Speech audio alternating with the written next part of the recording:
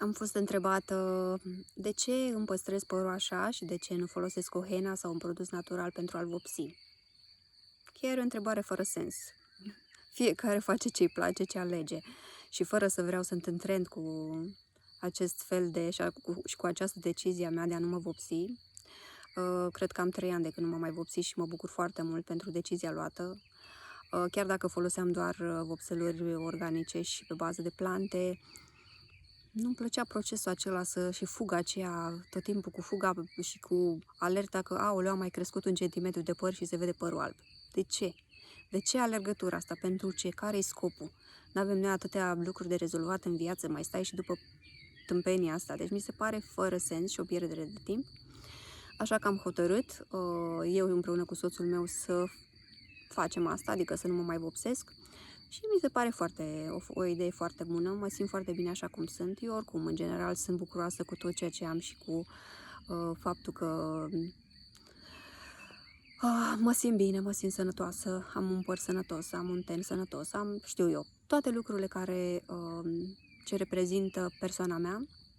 Și, din nou vă spun, mă bucur foarte mult că am luat această decizie, fiindcă, da, substanțele chimice, chiar și din cele organice, nu mai vorbim de amoniac și altele din vopselurile de păr, afectează sănătatea rinichilor și sănătatea ficatului, fiindcă pe acolo se duc. O să-mi spuneți, păi da, ce legătură are, că e scalp, cum să ne aibă, scalpul e separat de corp.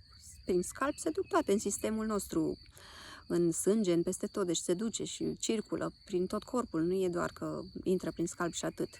Și cred că a fost suficient câți ani am folosit chiar și vopseluri naturale și am spus gata, ajunge. Și da, nici henna nu folosesc, fiindcă henna am folosit la un moment dat și tot așa.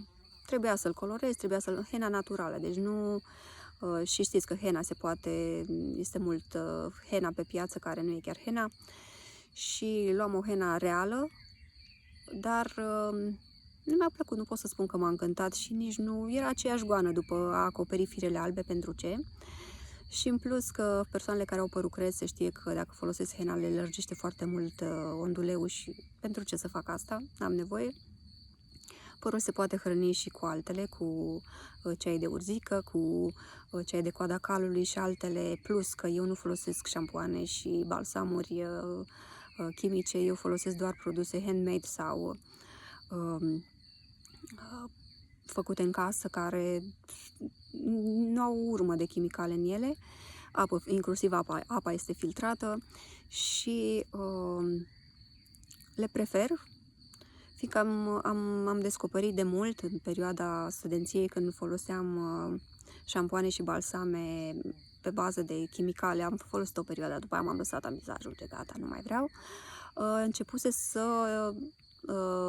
să mi se rărească părul mult și nu mi s-a părut o decizie corectă și sănătoasă pentru mine. În plus că toate acele chimicale, cum am zis, se duc prin scalp direct în sistemul nostru, direct la organele responsabile de detoxifiere, ficat și rinic și se încarcă foarte mult cu tot felul de toxine și de multe ori am înțeles că au și o acțiune de a bloca anumite canale, așa că pentru ce?